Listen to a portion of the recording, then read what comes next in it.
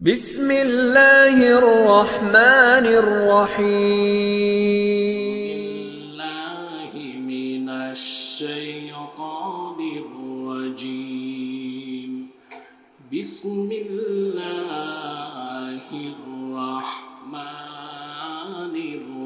الرحيم هدى للمتقين الذين يؤمنون بالغيب ويقيمون الصلاة ومما رزقناهم ينفقون صدق الله العظيم وصدق رسوله النبي الكريم ونحن على ذلك من الشاهدين والشاكرين والحمد لله رب العالمين إن الله وملائكته يصلون على النبي يا أيها الذين آمنوا صلوا عليه وسلموا تسليما اللهم صل على سيدنا مولانا محمد وعلى آله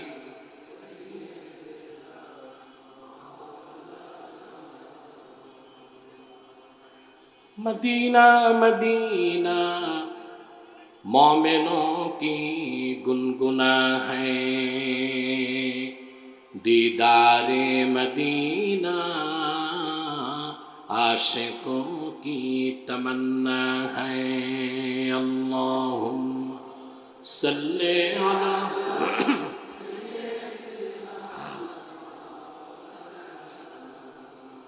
वअला आलि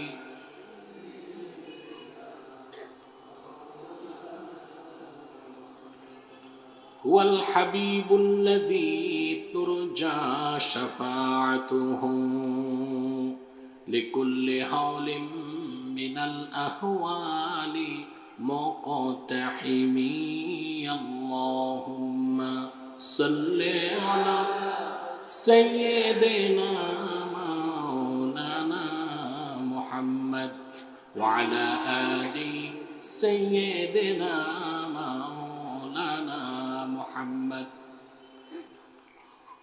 محمد رسول الله صلى الله عليه وسلم ختم الله به النبوة وحكما لا نبي بعده بلغ العلا بكماله حسنت جميع خصاله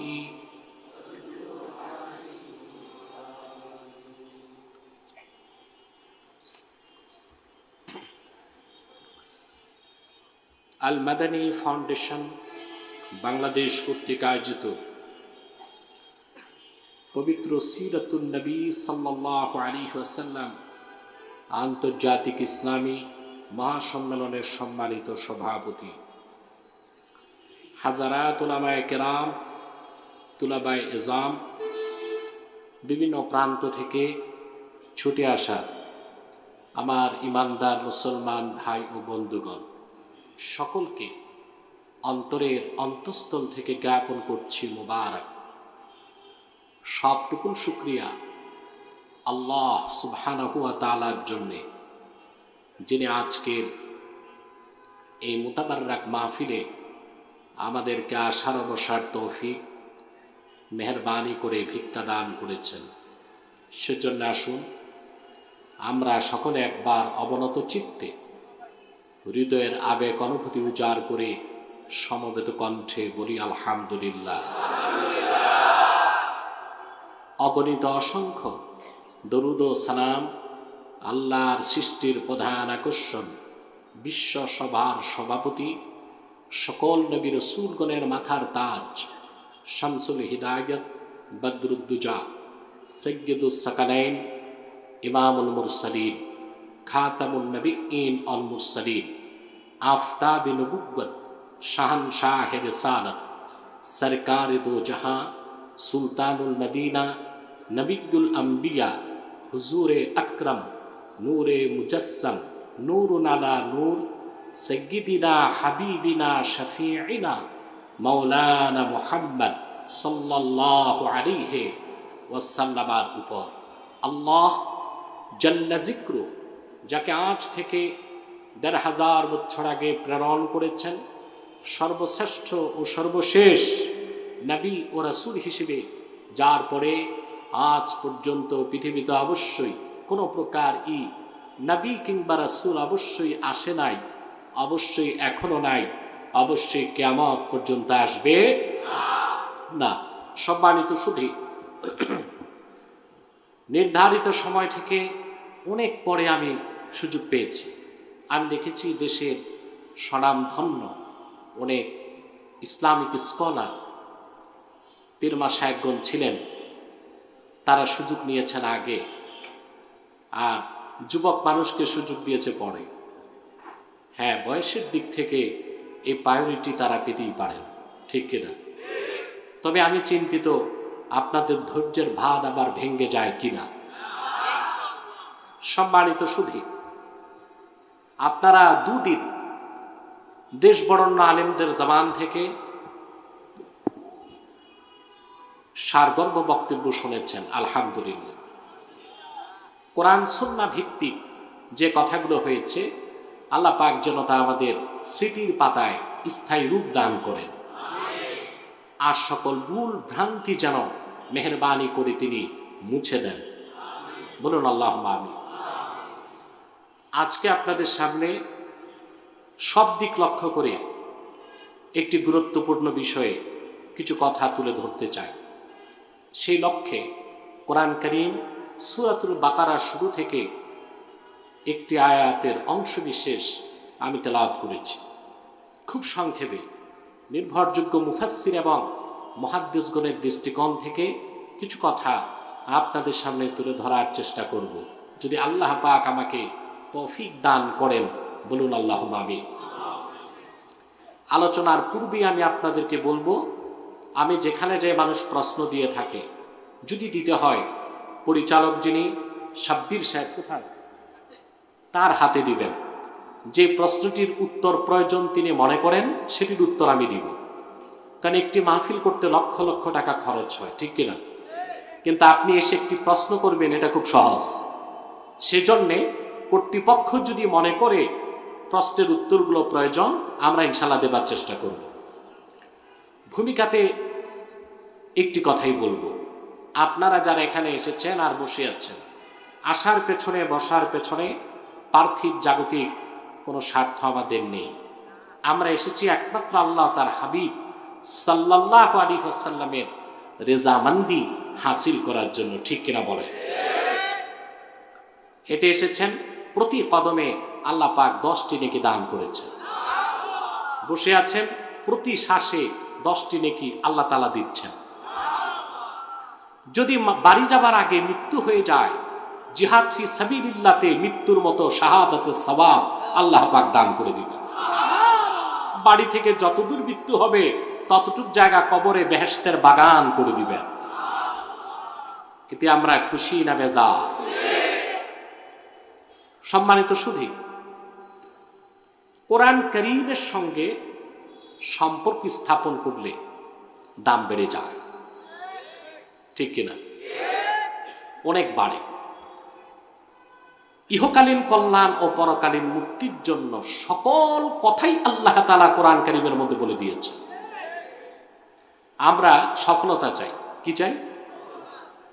সফলতা দুই দিক নির্ভর করে, ইহকালীন কল্যাণ, পরকালের মুক্তি, ঠিক কিনা? আমরা তো শুধু আখিরাত চাই না, না দুনিয়াও চাই? জবান খুলে কথা বলেন। দুনিয়াও তো দরকার আছে, দুনিয়া ততটুক, প্রয়োজন যতটুক। আল্লাহ কিন্তু আলেম ওলামা পীর মাশায়েখ এই জন্য বানান নাই শুধু তারা মসজিদ মাদ্রাসা খানকা নিয়ে থাকবে। আর দুনিয়ার বাকি অংশ দেখবে ফাসেক, ফাজেল, লম্পট, স্বৈরাচার, অবিচারকারী আর সন্ত্রাসীরা। এই জন্য আল্লাহ মুসলমানকে বানান নাই। মুসলমানকে আল্লাহ তৈরি করেছেন ব্যক্তি জীবন, সমাজ জীবন, রাষ্ট্র জীবন, গোটা বিশ্বের নেতৃত্বের জন্য আল্লাহ উম্মতে মুহাম্মদীকে নির্বাচন করেছে, ঠিক কিনা? আল্লাহ তাআলা সে কথা কোরআন কারীমে বলেছেন, কুনতুম খায়রা উম্মাতিন উখরিজাত লিন-নাস তা'মুরুনা বিল মা'রুফি ওয়া তানহাউনা আনিল মুনকার। তোমরাই শ্রেষ্ঠ জাতি। উখরিজাত লিন-নাস আই আখরাজাকুমুল্লাহু লিনাফইন নাস, আল্লাহ তোমাদের বের করেছেন গোটা বিশ্ব মানবতার কল্যাণে। সুবহানাল্লাহ। তাহলে আমাদের দুনিয়াও লাগবে, আখিরাতও লাগবে কিনা? কেন বলছি? এক সমাজে এক শ্রেণীর লোক আছে, তাদের চিন্তা চেতনায় এইটা যে পীর মাশায়েখরা বসে থাকবেন মসজিদ, মাদ্রাসা, খানকায়, দুধ, সবজি, কলা, ঘি আর মাখন তাদেরকে দিব, বাকি আমরা কি করি সমাজে, রাষ্ট্রে তা দেখার তাদের দরকার নাই। না, এই জন্য আল্লাহ আমাদেরকে তৈরি করে না। আমাদের দুনিয়াও লাগবে, আখিরাতও লাগবে। লাগবে কিনা? আপনি দেখেন না কোরআন শরীফে শ্রেষ্ঠ দোয়া কোনটা? রব্বানা আতিনা ফিদ দুনিয়া হাসানাতাও ওয়া ফিল আখিরাতি হাসানাতাও ওয়া কিনা আযাবান নার। আমরা কি বলি? হে আমাদের রব, তুমি আমাদেরকে এই দুনিয়াতে হাসানা দাও, পরকালে হাসানা দাও, জাহান্নামের আগুন থেকে বাঁচাও। বলি কি না? দোয়াতে আল্লাহ তাআলা যে চাইতে বললেন, আগে আখিরাত নাকি দুনিয়া? দুনিয়ার হাসানা, তারপরে আখিরাতের হাসানা। ইমাম জালালউদ্দিন সুয়ুতী রাহমাতুল্লাহর মতে দুনিয়ার হাসানা হচ্ছে আল্লাহ তাআলা কাউকে যদি একটি প্রশস্ত বাড়ি আর ইমানদার, সতীসাধ্বী, চরিত্রবতী নারী দান করেন, সে দুনিয়ার 16 আনা হাসানা পেয়ে গেল। একটি প্রশস্ত বাড়ি আর চরিত্রবতী, নেককার, সুন্দরী নারী স্ত্রী হিসেবে যে পেল, সে দুনিয়ার হাসানা পেয়ে গেল। আর আখিরাতের হাসানা হচ্ছে বিনা আযাবে, কম হিসাবে, ফার্স্ট চান্সে জান্নাত। আবার বলছি, দুনিয়ার হাসানা একটি প্রশস্ত বাড়ি আর একটি সুন্দরী চরিত্রবতী নারী, আর আখিরাতের হাসানা হচ্ছে বিনা আযাবে, কম হিসাবে, ফার্স্ট চান্সে আল্লাহর জান্নাত। আপনার তো ফার্স্ট চান্সে জান্নাত চান না সেকেন্ড চান্সও চান? আল্লাহ কবুল করুন। এখানে আল্লাহ দুনিয়ার কথাও বলেছেন, আখিরাতের কথাও, ঠিক কিনা? হযরত আনাস ইবনে মালিক রাদিয়াল্লাহু তাআলা, আল্লাহর হাবিব সাল্লাল্লাহু আলাইহি ওয়াসাল্লাম মক্কা থেকে হিজরত করে যখন মদিনাতুল মুনাওয়ারাতে গেলেন, হযরত আনাসের বয়স ছিল তখন 10 বছর। কত বছর? তিনি বলেন, খাদিমতুন নবিয়্যা সাল্লাল্লাহু আলাইহি ওয়াসাল্লাম 10 সানাওয়াত, আমি আল্লাহর হাবিবের খেদমত করেছি 10 বছর।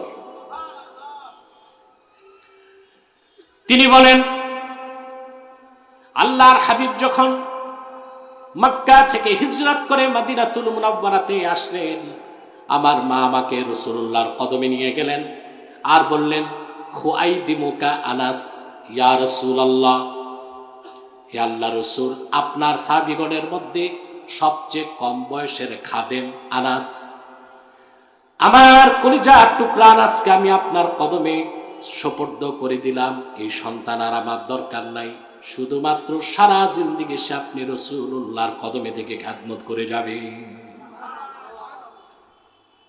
তবে আমার হৃদয়ের একটি আকাঙ্ক্ষা, আপনি আমার সামনে তাকে একটু দোয়া করে দেন।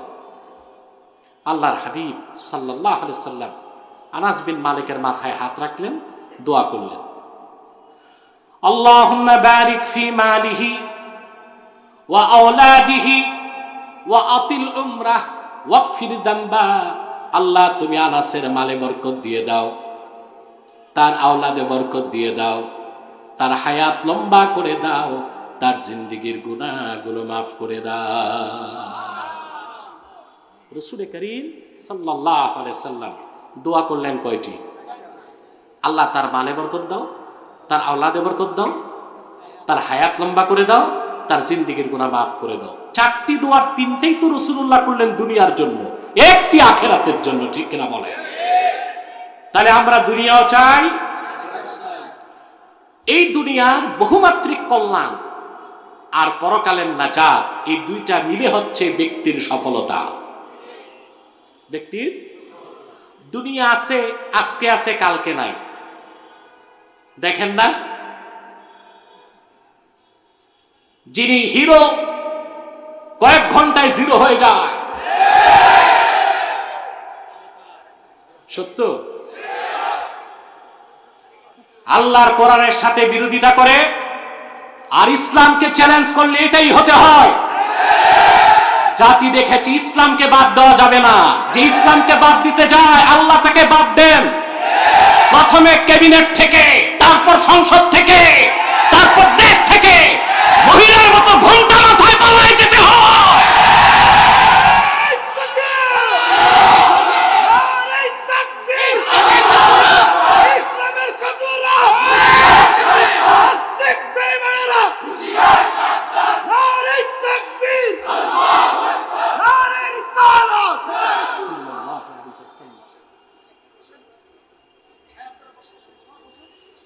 সম্মানিত সুধী, কথা খেয়াল করেছেন? তাহলে কি বোঝা যায়? ইসলামকে বাদ দেওয়া যায় না, আল্লাহ বাদ দেন। এখন দেখা যাবে কানাডায় যাওয়ার পর কত সিরা স্যান্ডেল আর পচা ডিম কপালে জুটে ইনশাআল্লাহ। বসেন তো আপনারা চুপচাপ। এমনিতে এত রাতে আমাকে দিচ্ছেন, আবার ডিস্টার্ব করলে কামড়ে হয়। একদম ধৈর্যের সাথে বসে। তাহলে সফলতা ব্যক্তির নির্ভর করে দুই দিকে, ইহকালীন কল্যাণ, পরকালীন মুক্তি। আর সেটা দিতে পারে কে? দিবে? আরো জোরে কে দিবে? ঠিক কিনা? সেই ইহকালীন কল্যাণ ও পরকালীন মুক্তির জন্য কিছু কথা আমি শুরু থেকে পড়লাম। আসুন এবার আল্লাহ কি বলেছেন তা শুনি। আমার সঙ্গে আপনারাও তিলাওয়াত করুন, যেন প্রতিটি অক্ষরে নূর আল্লাহ তাআলা আমাদের সিনায় মানকুশ করে দেন। পড়ুন, আউযু বিল্লাহি মিনাশ শাইতানির রাজীম, বিসমিল্লাহির রাহমানির রাহিম, হুদাল লিল মুত্তাকিন আল্লাযীনা ইউমিনুনা বিল গায়বি ওয়া ইউকিমুনাস সালাতা ওয়া মিম্মা রাযাকনাহুম ইউনফিকুন। সাদাকাল্লাহুল আযীম। পড়ুন, সাদাকাল্লাহুল আযীম ওয়া সাদাকা রাসূলুহুন নবিয়্যুল কারীম ওয়া নাহনু আলা যালিকা মিনাশ শাহিদিন ওয়াশ শাকিরিন ওয়ালহামদুলিল্লাহি রাব্বিল আলামিন। আল্লাহ তাআলা কোরআন কারীমের শুরুতেই বলেন হুদাল লিল মুত্তাকিন। ইমাম রাজি এখানে তাফসীর করেন হুদা ইউফিদু মা'না ইসমিল ফাইল। এই ইসমে মাসদারটি ইসমে ফাইলের অর্থ দিবে, অর্থাৎ হুদাল লিল মুত্তাকিন, হাদিন লিল মুত্তাকিন। কোরআন হচ্ছে মুত্তাকিগণের জন্য পথ প্রদর্শক। বলেন সুবহানাল্লাহ। কে বলেছেন? কোরআন কারীম শুধু মুত্তাকিগণের জন্য পথ প্রদর্শক নয়, আল্লাহ বিভিন্ন জায়গায় কথাটি বলেছেন সকল মুসলমানের জন্য পথ প্রদর্শক। শুধু মুসলমানের জন্য পথ প্রদর্শক নয়, যত মানুষ আছে সকল গোত্রের, বর্ণের, বংশের মানুষের জন্য কোরআন পথ প্রদর্শক। ঠিক কিনা? যেমন আল্লাহ তাআলা বলেন وَنَزَّلْنَا عَلَيْكَ الْكِتَابَ تِبْيَانًا لِكُلِّ شَيْءٍ وَهُدًى وَرَحْمَةً وَبُشْرَى لِلْمُسْلِمِينَ। আল্লাহ রাব্বুল আলামিন বলেন, মুহাম্মদ সাল্লাল্লাহু আলাইহি ওয়াসাল্লাম, এই কোরআন আপনার উপর আমি নাজিল করেছি তিবিয়ানাল লিকুল্লি শাই, সব কিছু সুস্পষ্ট ব্যাখ্যা হিসেবে। সব কথা যেখানে আছে, আকাশের উপরের কথা, তার নিচের কথা, জমিনের উপরের কথা, তার নিচের কথা, ইহকালীন কল্যাণ এবং পরকালীন মুক্তির জন্য যত কথা আছে, সব আমি আল্লাহ পাক সূক্ষ্মাতি সূক্ষ্মভাবে, পুঙ্খানুপুঙ্খভাবে কোরআনে বয়ান করে দিয়েছি। ওয়া হুদাও ওয়া রাহমা ওয়া বুশরা লিল মুসলিমিন, পৃথিবীর সব মুসলমানের জন্য কোরআন সুসংবাদের বাহন এবং রহমতের কান্ডার এবং পথ প্রদর্শনকারী। বলেন সুবহানাল্লাহ। তাহলে আমরা দেখতে পাচ্ছি কোরআন হুদাল্লিল মুত্তাকিন এবং কোরআন হুদাল্লিল মুসলিমিন, ঠিক কিনা? প্রশ্ন আসে, বাকি যারা মানুষ আছে পৃথিবীতে, যে বর্ণের হোক বংশের হোক, কি আস্তিক কি নাস্তিক, কি ডানপন্থী কি বামপন্থী, কি শ্বেতাঙ্গ কি কৃষ্ণাঙ্গ, কি সংশয়বাদী কি অবিশ্বাসী, তাদের জন্য কি কোরআন পথ প্রদর্শক নয়? জোরে বলেন। জবাব আল্লাহ দিয়েছেন, শাহরু রমাদান আল্লাযী উনজিলা ফীহিল কুরআনু হুদাল লিন-নাসি ওয়া বায়্যিনাতিম মিনাল হুদা ওয়াল ফুরকান। এই কোরআন হুদাল লিন-নাস, পৃথিবীর সকল যুগের, দেশের, বর্ণের, বংশের মানুষের জন্য কোরআন হচ্ছে পথ প্রদর্শনকারী, হেদায়েতকারী। বলেন সুবহানাল্লাহ। কয়টি কথা পেলাম? হুদাল্লিল মুত্তাকিন, হুদাল্লিল মুসলিমিন, হুদাল্লিন নাস, ঠিক কিনা? প্রশ্ন আসে, কেন? আল্লাহ তাআলা তো শুরুতেই বলতে পারতেন হুদাল্লিন নাস, সব মানুষের জন্য পথ প্রদর্শক। সেখানে তো মুসলিম আছে, অমুসলিম আছে, হিন্দু বৌদ্ধ খ্রিস্টান সবাই আছে, তা না বলে তিনি কথাটিকে ক্লাসিফাইড, শ্রেণীবিন্যাস কেন করেছেন? প্রশ্ন আসে না? বলেন। এই জবাব দিতে যে বিশ্ববরণ্য মুফাসসির ইমামে বায়জাবি রাহমাতুল্লাহ লেখেন, পৃথিবীর সমস্ত মানুষ আল্লাহর কোরআন থেকে যতটুকু হেদায়েত লাভ করবে, উপকার লাভ করবে, তার চেয়ে বেশি উপকার লাভ করবে বিশ্বাসীগণ, মুসলমানগণ।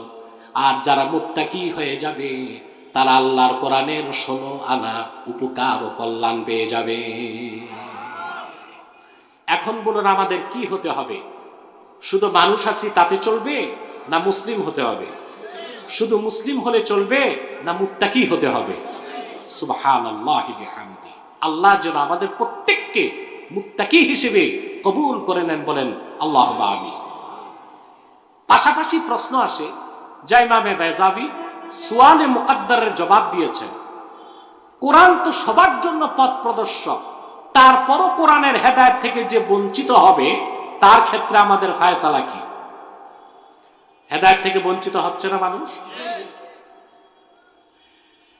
এটার জবাবে ইমাম বায়জাবি লেখেন, কোরআন কারীম হচ্ছে কাগেজা সালেহ, অতি উত্তম বেহেশতের খোরাক, জান্নাতি খাবার তুল্য। অনেক দামি খাবার, ভালো জিনিস, সবার তো সহ্য হয় না, বরদাস্ত হয় না, সবাই খেতে পারে না। পারে? এটার আবার চমৎকার উদাহরণ দিয়েছেন জালালউদ্দিন রুমি রাহমাতুল্লাহি আলাইহি তার কিতাবে। তিনি বলেন, গল্পের আকারে তিনি বলেন, বাগদাদের পার্শ্ববর্তী অঞ্চলে শহরতলিতে ছিল আত্তারদের আস্তানা। আত্তার বলা হয় যারা আতর তৈরি করে এবং বিক্রি করে, বুঝলেন? তাদের দোকানপাট ছিল বাগদাদ শহরে। আর শহরতলিতে ছিল চামড়া ব্যবসায়ী, চামার যারা চামার, তাদের বাড়িঘর। কোথায় আত্তার, কোথায় চামার, পার্থক্য আছে না?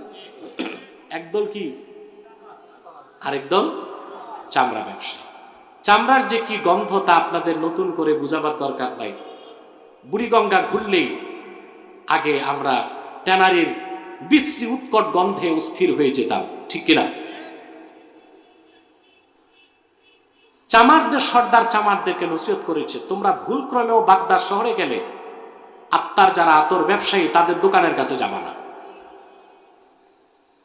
যুবক চামার, তার কৌতূহল হলো, শুনি আতর দামি জিনিস, এই ভালো জিনিসের কাছে যেতে কেন নিষেধ করছে সর্দার? এর থেকে তার কৌতূহল বাড়ল, সে হেঁটে হেঁটে আতরের দোকানের কাছে চলে গেছে। আর যেই মিসকুল আম্বার আতরের গ্রান তার নাকে ঢুকছে, অমনিতে সে বেহুশ হয়ে পড়ে গেছে। আতর ব্যবসায়ীরা দৌড়ে আসছে, তার সেবা শুশ্রূষা করছে। কি ব্যাপার, সুস্থ মানুষটা অজ্ঞান হয়ে গেল কেন? ওই চামারের স্ত্রী খুঁজতে খুঁজতে চলে এসেছে, দূরে দাঁড়ায় বলে, ভাই সব, তোমরা যত তার কাছে যাবা আতর ব্যবসায়ীরা, তার জ্ঞান আরো ফিরবে না। বলে কেন? বলে আমরা হচ্ছি জাতে চামার, মিসকুল আম্বার এত দামি আতরের গ্রান আমাদের সহ্য হয় না। ভুলক্রমে সে চলে এসেছে, আতরের গ্রানে হুঁশ হারায় ফেলছে। বলে তো কি করতে হবে? বলে পচা চামড়ার একটা টুকরা পাঠাচ্ছে, এটা তার নাকে ধরলেই তার জ্ঞান ফিরবে। পচা চামড়ার টুকরা একটা নিয়ে আসছে, আর নাকে ধরাই দিছে, হুঁশ ফিরছে, দৌড়ে ভাগছে। বিশ্বনন্দিত দার্শনিক জালালউদ্দিন রোমের কথা সূত্র ধরে বলবো, আজও যারা বাংলাদেশে বাক স্বাধীনতার দোহাই দিয়ে, মুক্ত চিন্তার দোহাই দিয়ে পশ্চিমাদের গোলামি করে, ইসলামের কালজয়ী সুমহান আদর্শের বিরোধিতা করে কোরআন ও ইসলামকে বাদ দিতে চায়, তারা নিকৃষ্ট চামার সদৃশ মানুষ ছাড়া আর কিছু হতে পারে না।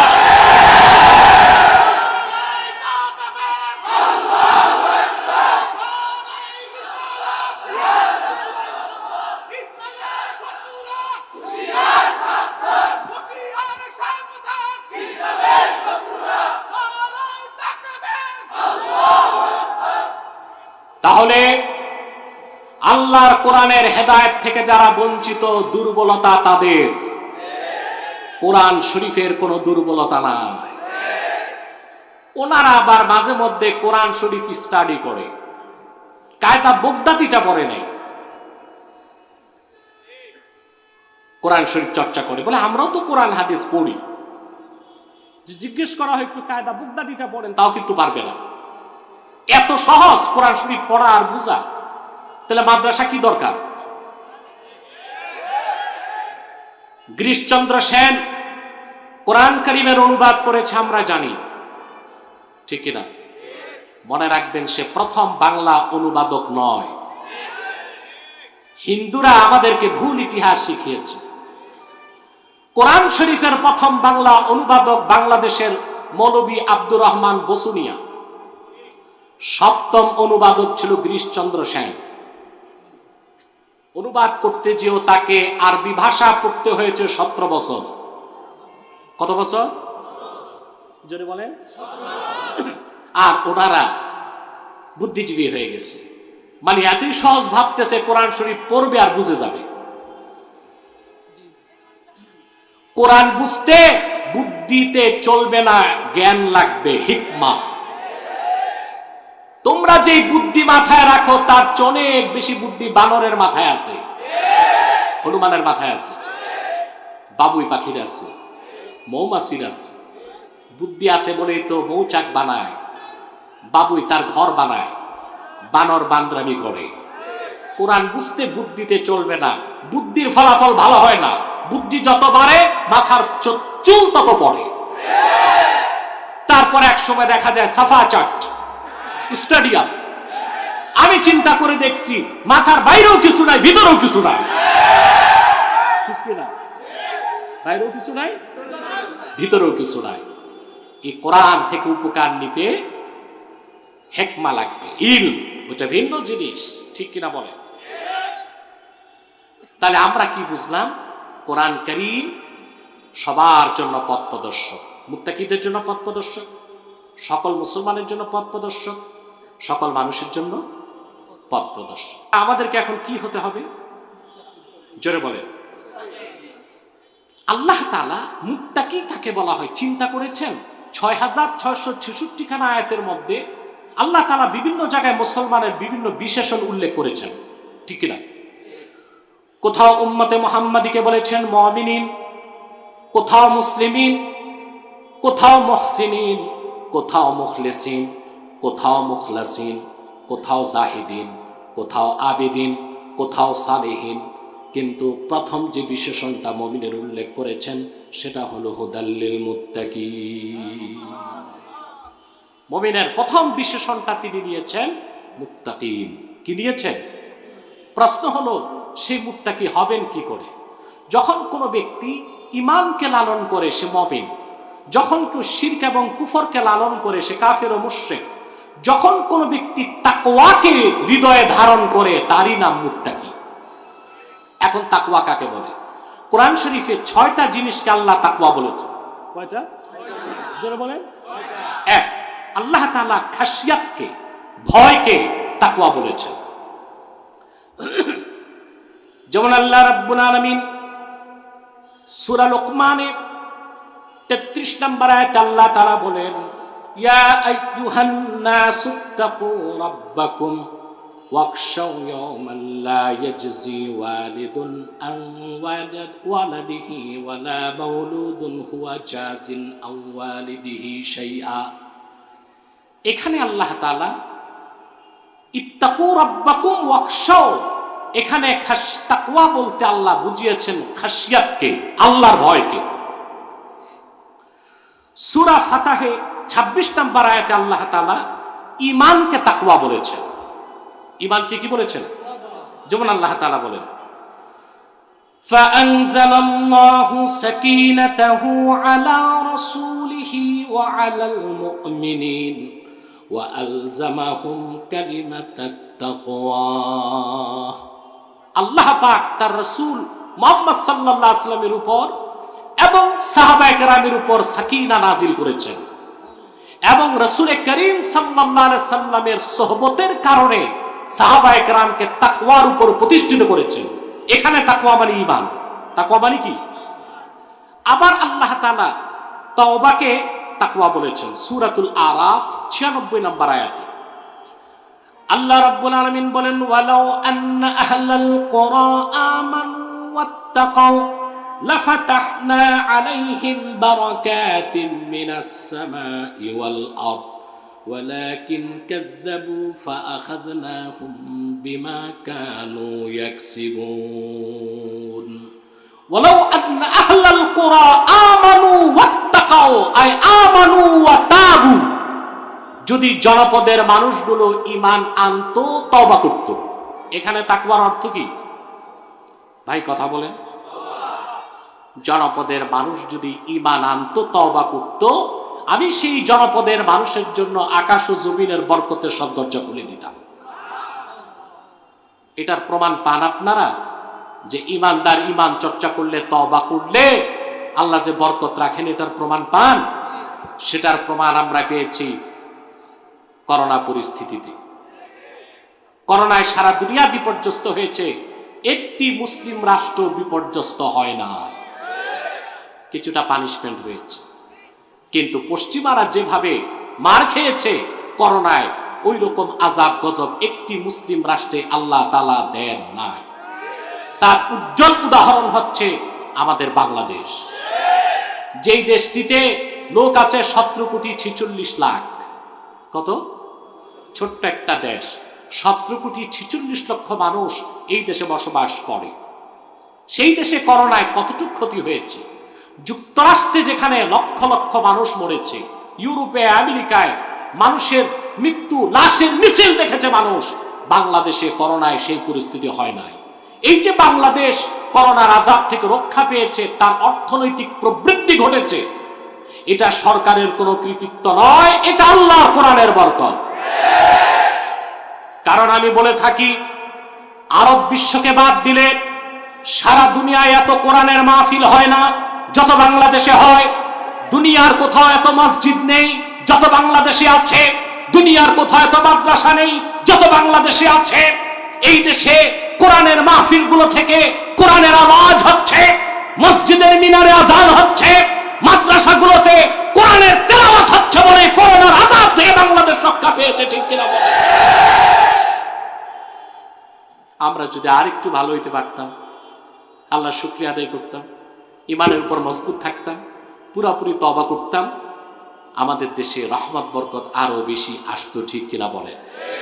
তাহলে আমরা দেখতে পাচ্ছি আল্লাহ তাআলা খাশিয়াতকে তাকওয়া বলেছেন, ঈমানকে তাকওয়া বলেছেন, তওবাকে তাকওয়া বলেছেন, তাআতকে আনুগত্যকে আল্লাহ তাআলা তাকওয়া বলেছেন।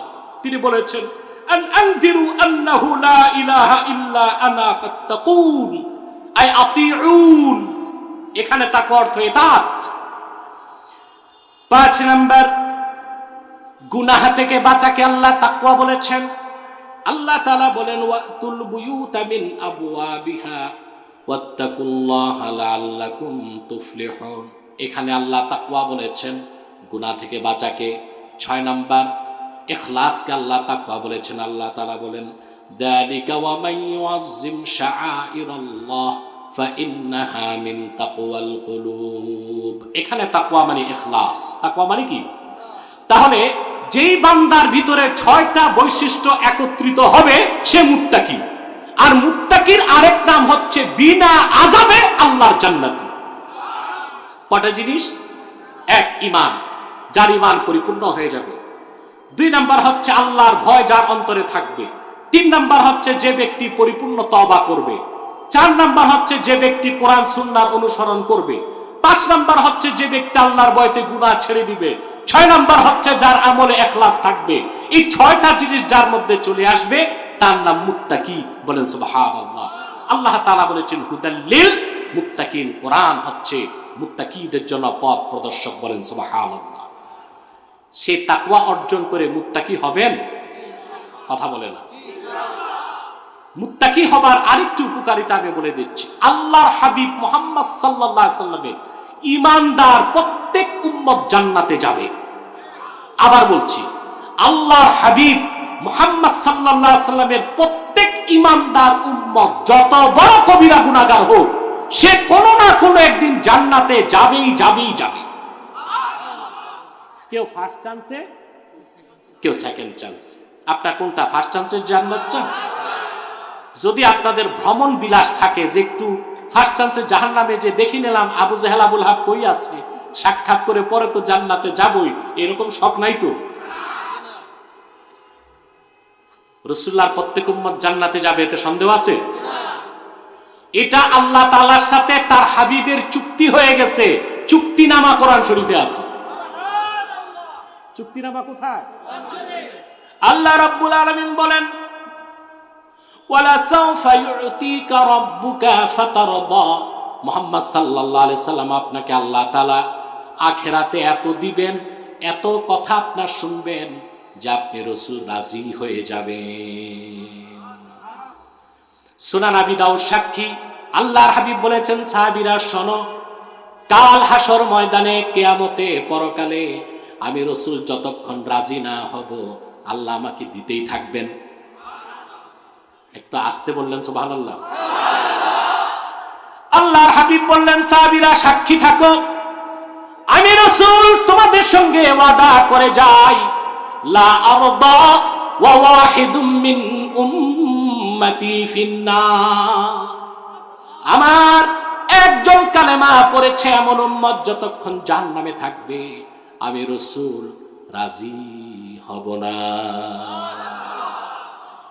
সুবহান। সাব্বির বসে যান, একদম বসে যান, স্টেজ ক্লোজ। রাতও বেশি হয়ে গেছে, আমি খুব দ্রুত সামনের দিকে বাড়তেছি ইনশাআল্লাহ। তাহলে রাসূলুল্লাহর প্রত্যেক উম্মত জান্নাতে যাবে কিনা? কেউ ফার্স্ট চান্সে, কেউ সেকেন্ড চান্স। আমরা কোনটা চাই, সেকেন্ড চান্স না ফার্স্ট চান্স? জান্নাতীরা জান্নাতে চলে যাবে, জাহান্নামীরা জাহান্নামে। আল্লাহ তার হাবিবকে ডাক দিয়ে বলবেন হাল রাদিতা ইয়া মুহাম্মদ সাল্লাল্লাহু আলাইহি ওয়াসাল্লাম, হাবিব রাজি হয়েছেন? আপনি যা চাইছেন তাও দিছি, যা বলেন নাই তাও তো করে দিছি। আপনার উম্মতের 70,000 আলেমকে বিনা হিসেবে জান্নাত দিয়েছে। আপনার উম্মতের কবিরা গুনাহগার তাদেরকে আমি তওবা ছাড়া মাফ করছি। এটা আবু দাউদের হাদিস। শাফাআতি লিআহলিল কাবাইর মিন উম্মতি, আমার উম্মতের কবিরা গুনাহগারের জন্য আল্লাহ আমার সুপারিশ কবুল করবেন। আমরা আহলুস সুন্নাহ ওয়াল জামাআ, জনপুর ফুরফুরা উলামায়ে দেওবন্দ সবাই আমরা রাসূলুল্লাহ শাফাআতকে বিশ্বাস করি। খারিজিদের উত্তরসূরিরাই রাসূলুল্লাহ শাফাআতকে বিশ্বাস করে না। এবং আমি উদাত্ত কণ্ঠে বলছি, আল্লাহ রাসূলের শাফাআতকে সামগ্রিকভাবে যারা অস্বীকার করে তাদেরকে মুসলমান বলার কোনো সুযোগ নাই। কারণ ইবনু হাজার আসকালানির ফাতাওয়া, ইন্নাল আখবারা বি শাফাআতিন নবী সাল্লাল্লাহু আলাইহি ওয়াসাল্লাম قد بلغ حد التواتر, রাসূলুল্লাহ যে শাফাআত করবেন, সুপারিশ করবেন, এই হাদিসগুলো মুতাওয়াতিরের দরজা লাভ করেছে। আর মুতাওয়াতির হাদিস অস্বীকারী মুসলমান হতে পারে না। আমরা রাসূলুল্লাহ শাফাআতকে বিশ্বাস করি, ঠিক কিনা বল? আল্লাহ বলবেন, হাবিব সবই তো শুনলাম, এখনো রাজি হন নাই কেন? আল্লাহর হাবিব বললেন, আল্লাহ তাআলা আমার দিন ইসলামের কালেমা বিশ্বাস করেছে, আমল নামায় একটাও শিরক নাই, কুফর নাই, কবিরা গুনার কারণে জাহান্নামে জ্বলছে।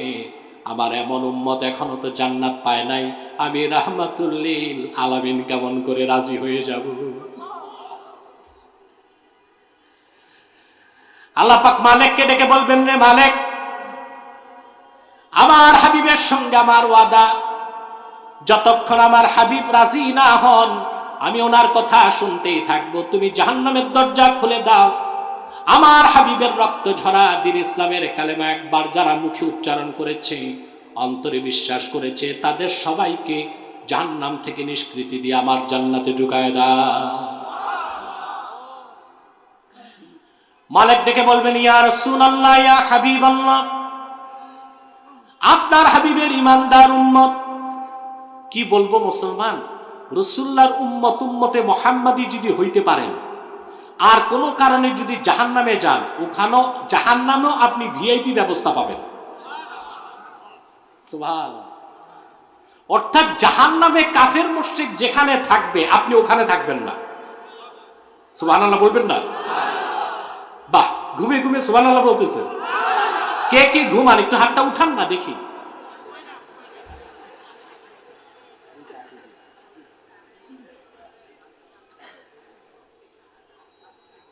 কথা বুঝতেছেন? আমরা ঘুমাবো না, একটু কথা শুনবো। তো আল্লাহ তাআলা তার হাবিবের উম্মতকেও যদি জাহান্নাম দেন, জাহান্নাম দুই প্রকার, একটা নারে কোবরা আর একটা নারে সগরা। উম্মতে মুহাম্মদী যত বড় গুনাহগার হোক, তার ঈমান যদি ঠিক থাকে, তাকে দেওয়া হবে নারে সগরাতে। ইমাম রাজি যেটা তাফসীর করেন, ইন্নালিন নারে দারাকাত, জাহান্নামের কতগুলি স্তর থাকবে। জাহান্নামের সবচেয়ে উপরের স্তরে গুনাহগার মুমিন মুসলমানের জায়গা হবে। সুবিধা কি তাতে? কাফের মুশরিক যারাই জাহান্নামে যাবে, আদমের সুরতে কোনো কাফের জাহান্নামে যাবে না, সুরত তাদের নষ্ট করে দেওয়া হবে। দাঁত হবে উহুদ পাহাড় সমান, জিহ্বা হবে কত বড় কাফের জাহান্নামে। বাইহাকিতে এসেছে সালাসাতু আময়াল, এক এক কাফের জাহান্নামের জিহ্বা হবে 3 মাইল লম্বা। দাঁত হবে পাহাড়ের মতো, গর্দান হবে পাহাড়ের উপত্যকার মতো। আদমের সুরতে কোনো একটি কাফের মুশরিককে আল্লাহ তাআলা জাহান্নাম দিবেন না, কিন্তু রাসূলুল্লাহর উম্মতকে এত বেশি আমার আল্লাহ ভালোবেসেছেন, যদি গুনার কারণে জাহান্নামে যায় তাদের সুরতটা আল্লাহ বিকৃত করবেন না। আদমের সুরতে তারা জাহান্নামে যাবে, তাদের হাঁটু পর্যন্ত জ্বলবে, কোমর পর্যন্ত জ্বলবে, সিনা পর্যন্ত জ্বলবে। ওয়ালা তাকুলুন নারু সুওয়ারাহুম, কিন্তু কোন একজন মুসলমানের চেহারায় আল্লাহ জাহান্নামের আগুন লাগবে না। এই হচ্ছে উম্মতে মুহাম্মদীর শান। সুবহানাল্লাহ। রাসূলুল্লাহর উম্মত মুসলমান হিসেবে জাহান্নামে গেল, তার প্রটোকল কি হবে? ভিন্ন হবে। আল্লাহ তাআলা মালিককে বলবেন, মালিক, আমার হাবিব বলেছেন ওনার উম্মত যারাই কালেমা পড়েছে সবাইকে নিষ্কৃতি দিতে যাও, তাদের বহু শাস্তি হয়েছে, আর শাস্তি দিব না, জাহান্নাম খুলে দাও, জান্নাতে পাঠায় দাও, সব জান্নাতে চলে যাবে। আল্লাহর হাবিব ডেকে বলবেন, মালিক রাদিতু, রাজি হয়ে গেলাম। তোমার সাত জাহান্নামের কোথাও আমার রক্ত ঝরা কালেমা বিশ্বাস করেছে এমন একজন উম্মত নাই। সব জান্নাত, সব কোথায়? এটা সেকেন্ড চান্স। এটা কি আপনার কি সে সেকেন্ড চান্সের জান্নাত চান না ফার্স্ট চান্স? আপনি যদি মুমিন হন অবশ্যই জান্নাত পাবেন, গ্যারান্টি নাই ফার্স্ট চান্স না সেকেন্ড চান্স। যদি মুসলিম হন 50% গ্যারান্টি পাবেন ফার্স্ট চান্সে জান্নাত। কিন্তু হিসাব যদি কঠিন হয় ট্রানজিট হতে পারে জাহান্নাম। ট্রানজিট কি হবে? তারপরে যাবেন কই? কিন্তু আপনি যদি মুমিন হবার পর, মুসলিম হবার পর মুত্তাকি হয়ে যান, আমার আল্লাহ ওয়াদা করেছেন বিনা আযাবে সহজ হিসাবে ফার্স্ট চান্সে জান্নাত দিয়ে দিবে। তো মুত্তাকি হওয়ার দরকার আছে না নাই? কথাটা আল্লাহ কোথায় বলেছেন? আল্লাহ তাআলা বলেন মাসালুল জান্নাতিল্লাতী উইদাল মুত্তাকুনা তাজরি মিন তাহতিহাল আনহার উকুলুহা দাইমুন ওয়া জিল্লুহা। মাসালুল জান্নাত আই সিফাতুল জান্নাত আল্লাতী উইদাল মুত্তাকুন আই আল্লাতী ওয়া'আদাহা আল্লাহু লিল মুত্তাকিন। সেই জান্নাত, যে জান্নাত আল্লাহ ওয়াদা করেছেন শুধু মুত্তাকিদের জন্য। ওটা কি রকম? তাজরি মিন তাহতিহাল আনহার, সে জান্নাতের নিচ দিয়ে স্বচ্ছ পানির ফোয়ারা প্রবাহিত। উকুলুহা দাইম, সেই জান্নাতের খাদ্য চিরস্থায়ী। ও জিল্লুহা, ছায়াটাও চিরস্থায়ী। আল্লাহ ওয়াদা করেছেন বিনা আযাবে মুত্তাকি বান্দাদেরকে সে জান্নাত দিবেন। আমি আমার আলোচনায় এখন আপনাদের বার্তা কি দিব, মেসেজ কি নিয়ে যাবেন? 2 দিন আলোচনা শুনেছেন, বক্তারা রসালো বক্তব্য রেখেছে, অনেক মজা পেয়েছেন আপনারা, ঠিক কিনা বলেন? কিন্তু 2 দিন মাহফিল থেকে কি মেসেজ নিয়ে বাড়িতে যাবেন, বার্তা কি নিয়ে যাবেন, তা কি পেয়েছেন কিনা আমি জানি না। আমি বার্তাটা দিচ্ছি, জীবনের সকল ক্ষেত্রে সর্বাবস্থায় আপনার চিন্তা চেতনার কেন্দ্রবিন্দু হবে আখিরাত। আপনার শিক্ষা জীবন, সাংস্কৃতিক জীবন, পরিবার জীবন, রাজনৈতিক জীবন, অর্থনৈতিক জীবন, জীবনের সকল ক্ষেত্রে প্রতিটি কদম ফেলার আগে আল্লাহর ভয় অন্তরে লালন করতে হবে, ঠিক কিনা বলেন? আমরা কিন্তু বাংলাদেশের মানুষ মুত্তাকি চিনি না। লম্বা দাড়ি, লম্বা টুপি, লম্বা জুব্বা, লম্বা পাগড়ি আর 1000 দানার তসবিহ পরে চোখ বন্ধ করে তাকেই মনে করি বড় মুত্তাকি, বড় দরবেশ, ঠিক কিনা বলেন? বলে উনি দুনিয়াদারি বুঝে না, চিনে না। খোঁজ নিলে দেখা যায় ঢাকায় বাড়ি আছে 3টা, ফ্ল্যাট আছে 6টা।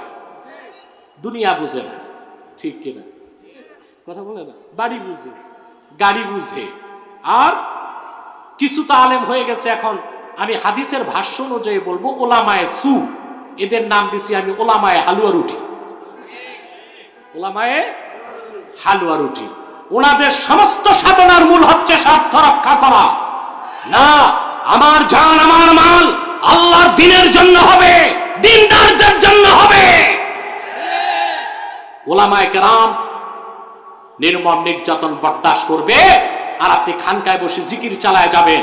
ফরজ কাজ হচ্ছে খানকা থেকে হুঙ্কার দিয়ে বলেন নিরপরাধ আলেম একজনকে বাংলার আকাশের নিচে শাস্তি দেওয়া যাবে না, মুক্তি দিতেই হবে।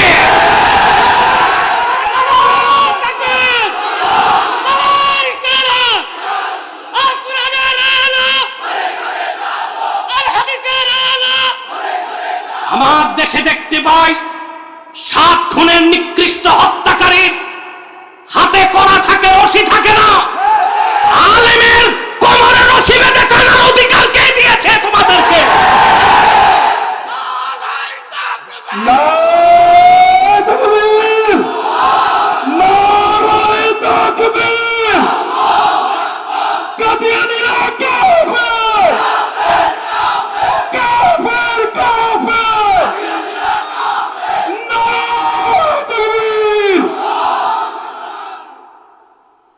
একজন আলেমকে অপমান যদি করা হয়, সামগ্রিকভাবে দেশের সমস্ত আলেমকে সেই অপমান মেনে নিতে হয়। আপনি হালুয়া রুটির ভাগ পাইছেন, চুপ থাকবেন, আমার তো কিচ্ছু হয় নাই। আগামীকাল আপনার হবে না, সেই গ্যারান্টি আপনাকে কে দিয়েছে?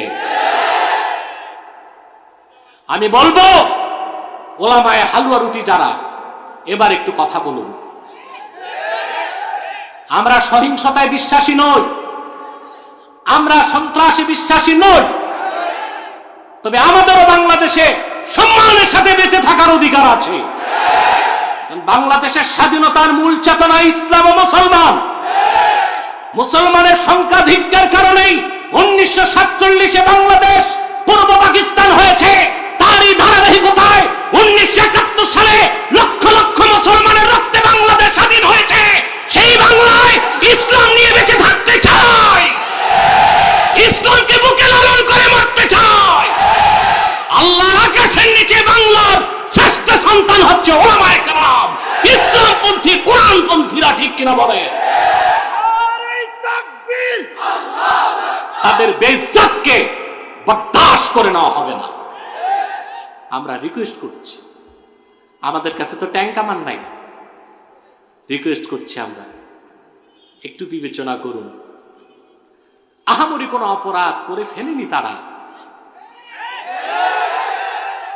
যে মুক্ত আকাশের নিচে বাতাস নিতে পারবে না। একটু দয়া করুন, একটু মায়া করুন, একটু চিন্তা করুন। যেদের মায়েরা আর্তনাদ করছে তাহাজ্জুদ নামাজের পর গভীর রাতে আল্লাহর কাছে,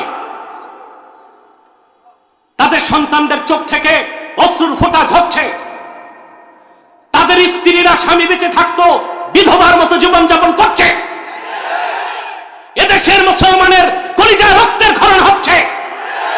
সব কিছু বিবেচনা করে একটু দয়ার হাতকে বাড়িয়ে দেন, আল্লাহর রহমত পাবেন, জনগণের ভালোবাসা পাবেন, দোয়া পাবেন।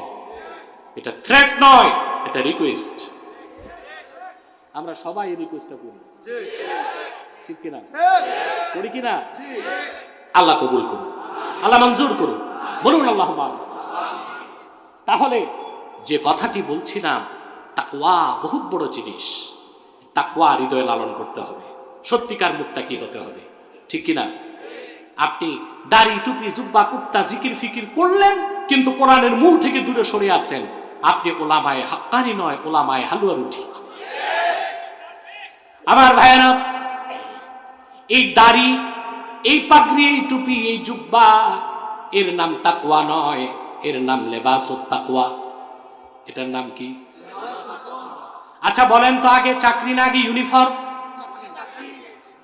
আগে কলেজে ভর্তি হবেন না ড্রেস লাগাবেন? যার ঈমান নাই, আল্লাহর ভয় অন্তরে নাই, তার দাড়ি আছে, টুপি আছে, জুব্বা কুর্তা সব আছে, কিন্তু তার তাকওয়া নাই, লেবাস আছে। তার মানে হচ্ছে বাইরে ফিটফাট, ভিতরে ঠিক কিনা বলে? এই যে দাড়ি, এটা লেবাসুত তাকওয়া, তাকওয়ার পোশাক, এটা লাগবে, টুপিটা লাগবে, জুব্বাটা লাগবে, কিন্তু আগে তো চাকরি, ওটা হচ্ছে তাকওয়া। ওই তাকওয়া কি দাড়ি টুপিতে? সুবহানাল্লাহ বলবেন না? আল্লাহর হাবিব সাহাবা একরামকে লক্ষ্য করে বললেন, আত-তাকওয়া হাহুনা, আত-তাকওয়া হাহুনা, আত-তাকওয়া হাহুনা, ফাশারা ইলা সাদরিহি সালাসা মাররাত। আল্লাহর হাবিব সাহাবা একরামকে বললেন, শোনো, তাকওয়া এখানে, তাকওয়া এখানে, তাকওয়া এখানে। আল্লাহর হাবিব এই কথা বললেন 3 বার, আর ওনার নূরময় সিনা মুবারকের দিকে আঙ্গুলে ইশারা করলেন 3 বার। অর্থাৎ বাম বুকের 2 আঙ্গুল নিচে একটা গোশতের টুকরা আছে, ওখানে যখন আল্লাহর ভয় চলে আসে, ঈমান চলে আসে, ইখলাস চলে আসে, কয়টা জিনিস? মুত্তাকিতে কয়টা জিনিস? ওখানে যখন তওবা আসবে, ঈমান আসবে, খাশিয়াত আসবে, ইখলাস আসবে, 6টা গুণ চলে আসবে, লোকটি মুত্তাকি হয়ে যাবে। তার মূল হচ্ছে মাখাফাতুল্লাহ, আল্লাহর ভয় যখন অন্তরে চলে আসবে, ঠিক কিনা বলেন?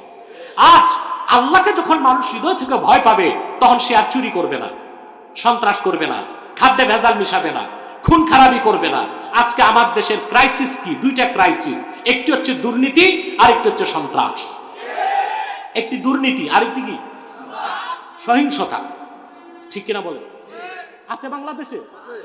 এখন তো ঢাকায় বের হয়েছে কিশোর গ্যাং, 12 থেকে 14 বছরের বালক অস্ত্র হাতে নিয়ে হুমকি দেয় মানুষকে, চাঁদাবাজি করে, আর সারা রাত নেশা করে ভূত হয়ে পড়ে থাকে। যে ঘরে একটি ড্রাগ অ্যাডিক্টেড নেশাখোর সন্তান আছে, সে পরিবারটিকে ধ্বংস করতে দ্বিতীয় শত্রুর প্রয়োজন না। এটা দিন দিন বাড়তেছে না কমতেছে? কেন?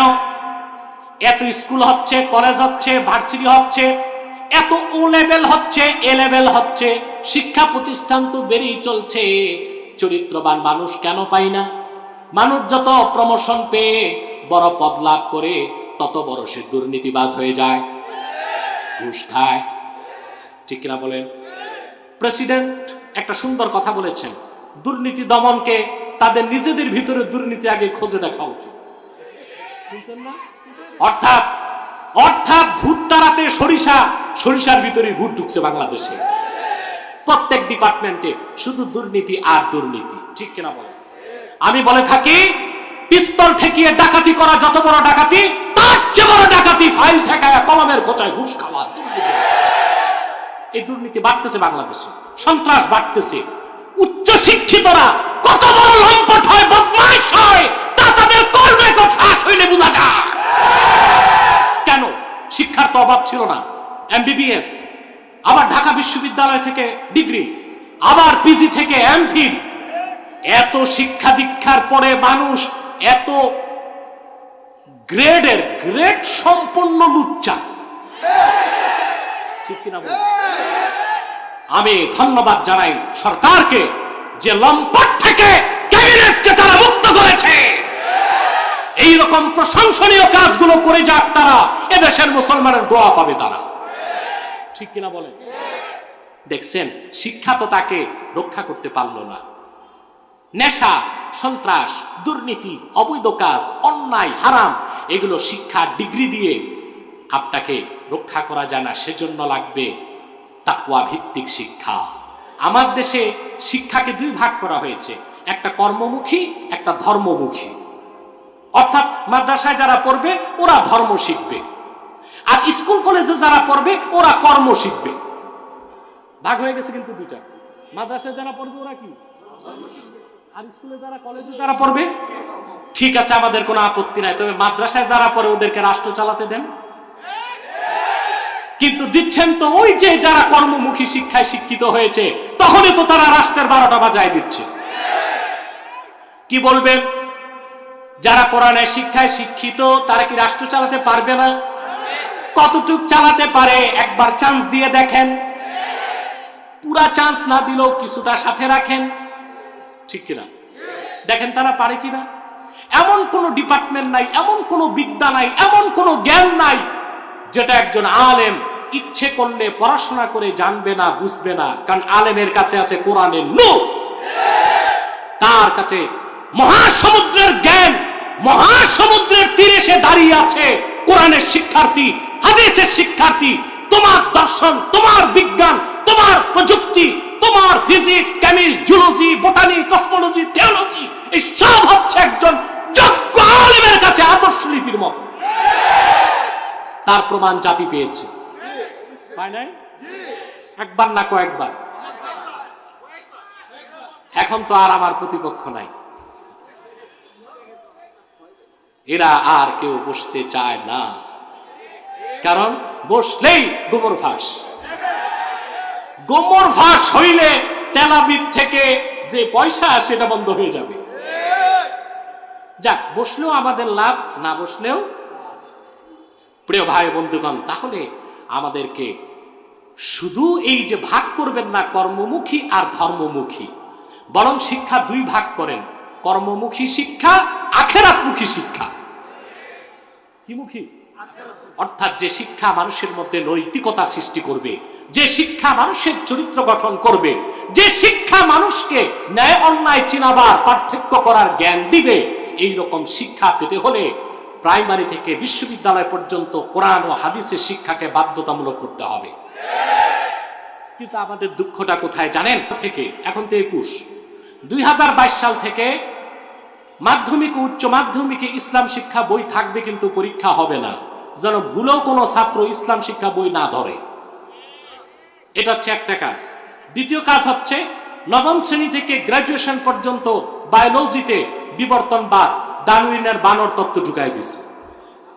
একদিকে ইসলাম থেকে দূরে রাখা হবে, আরেকদিকে বিবর্তনবাদকে পড়ানো হবে, যেন আগামী 10 বছর পর বাংলাদেশে ঘরে ঘরে অ্যাথিস্ট নাস্তিক তৈরি হয়ে যায়। না, তা চলবে না। মাধ্যমিকে, উচ্চ মাধ্যমিকে ইসলাম শিক্ষাকে বাধ্যতামূলক করতে হবে পরীক্ষার সাথে। শুধু তাই নয়, বিবর্তনবাদ সহ কোরআন ও সুন্নাহর সাথে দ্বন্দ্ব সৃষ্টি হয় এরকম একটি পরিচ্ছেদ কোন বইতে থাকতে পারবে না। তার আগে হচ্ছে বিবর্তনবাদকে বাদ দিতে হবে। আপনি জানেন দ্য থিওরি অফ এভুলেশন, এটা নিয়ে অনেক পড়াশোনা আমি করেছি আলহামদুলিল্লাহ। এই থিওরি অফ এভুলেশনকে, বিবর্তনবাদকে 2006 সালে যুক্তরাষ্ট্র বাদ দিছে, যে না এটা একটা গাঁজাখুরি মতবাদ। It is not a scientific fact but hypothesis of Charles Darwin. এটা বৈজ্ঞানিক কোনো প্রমাণ সাপেক্ষ বিষয় না, বৈজ্ঞানিক প্রমাণিত বিষয় না, এটা চার্লস ডারউইনের একটা মন গড়া মতবাদ। এই মতবাদ লিখার আগে আমি চিন্তা করেছি সে মেয়াদ উত্তীর্ণ কয়েক পোটলা গাঁজা খেয়ে নিছে। কারণ ডেট ফেল গাঁজা না খাইলে মানুষের মাথা এতটা আউলাইতে পারে না, ঠিক কিনা? আমেরিকা 2006 সালে বাদ দিল বিবর্তনবাদকে। কিছুদিন আগে ভারতের শিক্ষামন্ত্রী সংসদে কথাটা তুলছে, বিবর্তনবাদ বানর থেকে মানুষ, এটা বাদ দেওয়া হোক। তখন ওই দেশের প্রধানমন্ত্রী এই লোকটা দাঁড়ায় বলল যে না, আমাদের ধর্মগ্রন্থ আছে, আমাদের পূর্বপুরুষরা হনুমান ছিল, তাহলে বানর আর হনুমান কাছাকাছি, অতএব এই বৈজ্ঞানিক তত্ত্বটা থাকতে পারে। আল্লাহর কোরআন কি বলেছে? মানুষ বানর থেকে না মানুষ থেকে? ইয়া আইয়ুহান নাসু ইন্না খালাকনাকুম মিন যাকারিন ওয়া উনসা ওয়া জাআলনাকুম শুউবান ওয়া ক্বাবাইলা লিতাআরাফু ইন্না আকরামাকুম ইনদাল্লাহি আতকাকুম। হে মানব জাতি, আমি তোমাদেরকে সৃষ্টি করেছি একজন পুরুষ আর একজন নারী থেকে। বলেন সুবহানাল্লাহ। মানুষের আদি উৎস আদম এবং হাওয়া। আর বিজ্ঞান বইতে পড়ানো হচ্ছে মানুষের আদি উৎস হচ্ছে নাউজুবিল্লাহ বলেন। অতএব আমার কথার মূল হচ্ছে যে না, আমাদের শিক্ষাটা হতে হবে আখিরাতমুখী। কি হতে হবে? আখিরাতমুখী। অর্থাৎ আমরা বিজ্ঞান, দর্শন, প্রযুক্তি, biology, theology, cosmology, physics, chemist, medical science সব আমরা পড়ব, কিন্তু কোরআন সুন্নাহর শিক্ষাটা বাধ্যতামূলক হতে হবে, প্রাইমারি থেকে মাস্টার্স পর্যন্ত। আপনি অবাক হবেন, ইসরায়েলের মতো একটা ইহুদি অবৈধ রাষ্ট্র, এটাকে আমরা রাষ্ট্র বলি না, আমরা বলি জবরদখল রাষ্ট্র, ঠিক না বলেন? সেই দেশে গ্রাজুয়েট ডিগ্রি পর্যন্ত Talmud, it is the part of parcel of old testament. এটা হচ্ছে ওল্ড টেস্টামেন্টের একটা চ্যাপ্টার তালমুদ। এই তালমুদ পাঠকে তারা বাধ্যতামূলক করেছে ডিগ্রি পর্যন্ত। আর আমাদের দেশে আমরা মাধ্যমিক, উচ্চ মাধ্যমিক থেকে ইসলাম শিক্ষা বাদ দেবার চেষ্টা করছি, আর একদিকে বানর তত্ত্ব বিজ্ঞান বইতে ঢুকায় রাখছি। আগামী প্রজন্ম নাস্তিক হতে দেরি হবে। আমি দেখেছি আসার সময় গোয়েন্দা সংস্থার অনেক লোক আছে, এনএসআই, ডিজিএফআই, ইন্টেলিজেন্ট ব্রাঞ্চের যারা আছেন, আপনাদেরকে অনুরোধ করব আমাদের মেসেজ গভর্নমেন্টের উচ্চ পর্যায়ে পৌঁছে দিন। আমরা চাই বাংলাদেশের মানুষ বিজ্ঞান প্রযুক্তি শিখানো হোক, এটা দরকার আছে, কিন্তু কোরআন ও হাদিসের সিলেবাসকেও প্রাইমারি থেকে মাস্টার্স পর্যন্ত বাধ্যতামূলক করতে হবে। এটা কি আপনারা চান? আল্লাহ কবুল করুক, বলুন আল্লাহুম্মা আমিন। যারা বলেন আল্লাহুম্মা আমিন। তাকওয়া বা আল্লাহর ভয়টাই মানুষকে অপরাধ থেকে বাঁচাতে পারে। আপনি তাকওয়ার শিক্ষা দেন, কোরআন হাদিসের শিক্ষা দিয়ে তাদেরকে পরকালমুখী করেন বাচ্চাদেরকে, তারা কোনোদিন ড্রাগ হাতে নিবে না, কিশোর গ্যাং হবে না, ছিনতাই রাহাজানি হবে না। হবে বলেন? সারা বাংলাদেশে দেখেন তো, মাদ্রাসার ছাত্র সারা বাংলাদেশে 2 জন খুঁজে পাবেন না যে ড্রাগ অ্যাডিক্টেড, নেশার সাথে জড়িত পাবেন।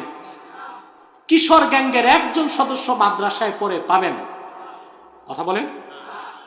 ধর্ষণ বাংলাদেশে বেড়ে গেছে। একটি মাদ্রাসার ছাত্র ধর্ষণ করেছে বাংলাদেশে দেখান তো? কারা করছে? স্কুল কলেজের ছাত্ররা করছে। তাদের এটা কোনো দোষ না, তাদের যে কর্মমুখী শিক্ষায় শিক্ষিত করা হয়েছে সেই শিক্ষা ছাত্রদের ভোগবাদী বানিয়েছে। কি বানিয়েছে? ভোগবাদী। ওই শিক্ষার উদ্দেশ্য হচ্ছে দুনিয়াতে মৌজ করো, মাস্তি করো, ভোগ করো, আনন্দ করো, তোমার তো একটাই জীবন। আর ইসলাম বলে না, জীবন দুইটা, একটা দুনিয়া আর একটা আখেরাতে। আমরা হচ্ছি পরজাগতিক, আর যারা ম্যাটারিয়ালিস্ট, সেকুলারিস্ট, তারা ইহজাগতিক। তারা মনে করে সব আনন্দ সুখ দুঃখ দুনিয়ায় শুরু, দুনিয়ায় শেষ। আমরা বলি না, আল্লাহর ভয় আমাদের অন্তরে আছে, আল্লাহর সামনে আমাদের দাঁড়াতে হবে। আল্লাহ পাক বলেছেন, ফাআম্মা মান খাফা মাকাম রাব্বিহি ওয়া নাহান নাফসা আনিল হাওয়া ফাইন্নাল জান্নাতা হিয়াল মাওয়া। আর যে ব্যক্তি কাল কিয়ামতে আল্লাহর সামনে দাঁড়াবার ভয় অন্তরে পোষণ করলো, আর তার মন যাচাইলো, তার থেকে নিজকে রক্ষা করলো, পরকালে আল্লাহর বেহেশত হলো তার বাড়ি। সুবহানাল্লাহ বলেন। ওয়া আম্মা মান তাগা ওয়া আথারাল হায়াতাদ দুনিয়া ফাইন্নাল জাহিমা হিয়াল মাওয়া। আর পরকালে দুনিয়াতে যে সীমা লঙ্ঘন করবে, আখিরাতকে ভুলে থাকবে, জাহান্নাম হলো তার বাড়ি। আমরা আল্লাহর কোরআনের পূর্ণাঙ্গ অনুসরণ করতে চাই, তাকওয়া ভিত্তিক জীবন গঠন করতে চাই। রাজি আছেন? ব্যক্তি জীবন, সমাজ জীবন, রাষ্ট্র জীবনের প্রতিটি পর্যায়ে তাকওয়াকে আমরা চর্চা করতে চাই। বলুন আল্লাহুম্মা আমিন। সাদাকাল্লাহুল আযীম ওয়া সাদাকা রাসূলুহুন নবিয়ুল কারীম ওয়া নাহনু আলা যালিকা মিনাশ শাহিদিন ওয়াশ শাকিরিন ওয়াল হামদুলিল্লাহি রাব্বিল আলামিন।